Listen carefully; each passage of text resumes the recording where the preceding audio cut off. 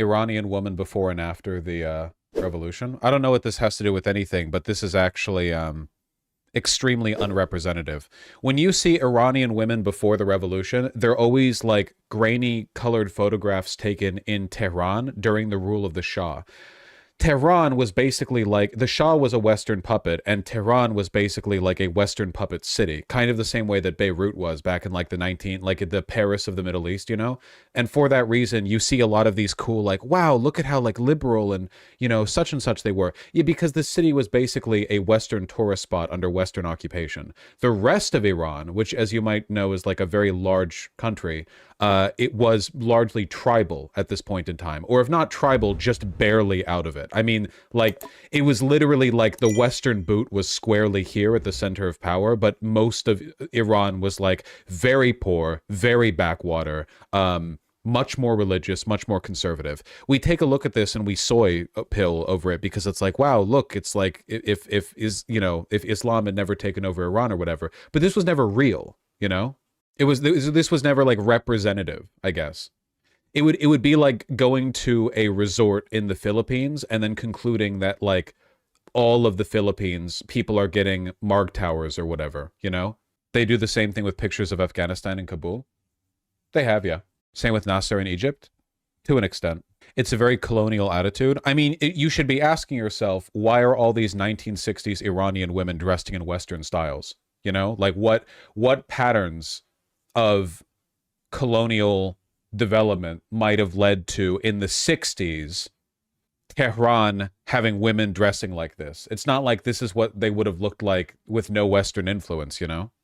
They're kind of dripped out though. Well, yeah, they're wealthy and well educated. In all likelihood, these women aren't just random civilians, you know? They're probably the wives or family members of either people who are privileged by the Shah or people who are associated with the Western occupiers. Like, there were a lot of people in Tehran. This isn't just like an average Iranian woman, you know? These are probably quite wealthy. I mean, they're having photos taken of them staring at like cute designer shoes or whatever, you know? Oh, sure, I just like the fits. Oh, yeah, they look great. Not hating, just Iran is just super gentrified, right? I mean, here in these photos, yeah. Tehran is a little bit more representative of Iran now that the Shah has been deposed. Yeah, like these photos literally could have come out of like America, you know? And there's a reason for that. Western business dress, Western casual wear. Recently, a woman got arrested protesting the dress code. Yeah, but I can't show it because the retarded 16-year-olds in chat will freak out. But yeah, I don't think suits are Western. You would be incorrect. They're not just Western, they're British. Women rally against the hijab in 1979. Tehran. I do think it's very funny how in all the photos that we see, not all the photos, I shouldn't overstate, but in a lot of the photos that we see here in the like before the revolution, everyone looks like, I can't say they look white. A lot of the guys look pretty white. And then in the first photo we see of a guy afterwards, we see a guy who looks like what I imagine like a modern Iranian guy looking, which really makes you wonder about the ethnography of the people who were being photographed before, you know? What if we do one more regime change, then leave them alone? I really do hate articles like this. They undermine the lesson that is meant to be learned so much. You know, look at these poor women like looking at these beautiful dresses, but they're veiled. But like, what caused this? Do they even talk about it? Like, let me read these. Hold on. Many women were higher education at the time of the revolution. The subsequent years saw a marked increase in university. The first one says that. Before the revolution, the hijab was already widely worn, but many women chose to don Western-style clothes, including tight-fitting jeans, miniskirts, and short-sleeve tops. The shoes haven't changed, and the passion for shoes is in all of us. Women in Iran are no different from women the world over, and going shopping is just a means for women to get away from everyday stress, said Professor Afshar. I'm so woke. I care so much about the perspective of Iranian women.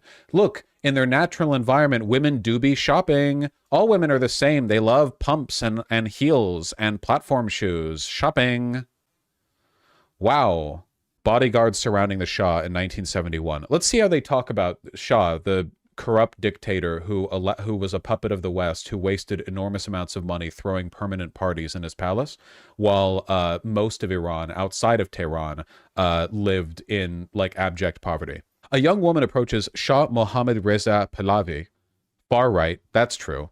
At a huge party marking the 2,500th anniversary of the Persian monarchy, the extravagance of the event was widely condemned by his left-wing and clerical opponents. By this time, the Shah was already very much disliked, and some believe this image of excess and indulgence may have contributed to events leading up to the revolution 8 years later. Yeah. Walking down a snowy street in Tehran in 1976. She's serving, is what the text says. After the revolution, soon after taking power, Iran's new supreme leader... Oh, we're just going to skip the revolution itself? Like, not even a little... Okay. Khomeini decreed all women had to wear the veil, regardless of religion or nationality. That made a bunch of women mad. At the time, it was normal to see different types of people allied in their absolute hatred of America in Iran. Okay, there we go. Said Professor Afshar. The Americans and the British have a long history in Iran of attempting to both influence and take over oil in Iran, so this deep-rooted mistrust of the US and UK goes back a long way. I don't really like this framing. The Americans and the British have a long history of attempting to both influence. They didn't attempt. They fully controlled the government. The Shah was a complete Western puppet.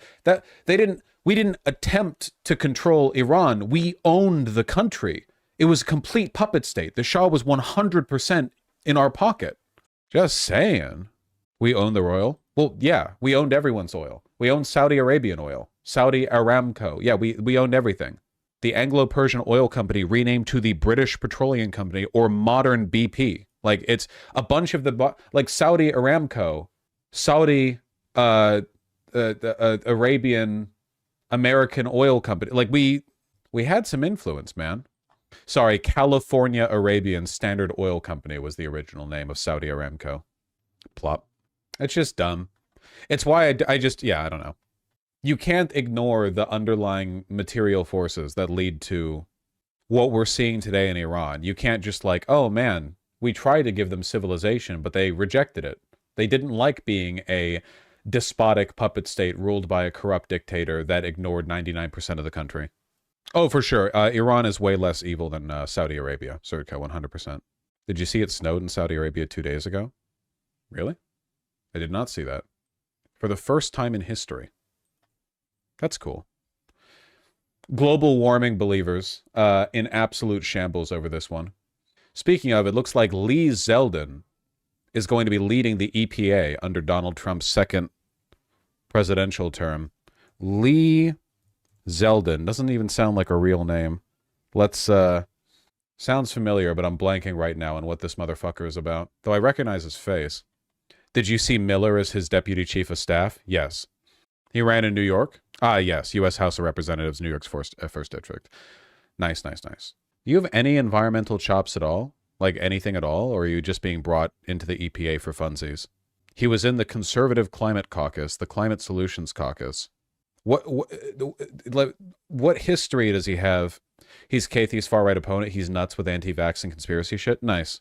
Environment. Here we go. Okay. What do we got going on for this guy's environmental positions? Zeldin and Senator Chuck Schumer, I've heard of that guy, introduced the Fluke Fairness Act. The bill would have changed the current system for managing fluke fishing quotas. Okay. He introduced the Exclusive Economic Zone Clarification Act, proposed to amend the boundary and part of the Federal Economic Zone, or the Exclusive Economic Zone, Fisheries Management. Okay, this is all pretty like small scale stuff. He said he did not support the Paris Agreement. Okay. And that's it? That's his entire environmental section?